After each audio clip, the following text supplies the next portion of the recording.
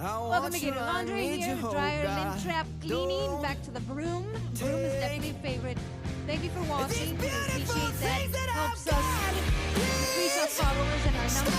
Really for no reason at all. We appreciate it. We do this every day with some puppies in there. Not a big deal. No change today. The dryer lint back into dryer lint cleaning number 2. Not as bad as the first one. This is becoming a more popular dryer. Clean these daily to keep your clothes drying quickly and efficiently and for cheaply. And we got a 45-pounder baby lint trap. Clean that up as well into the receptacle.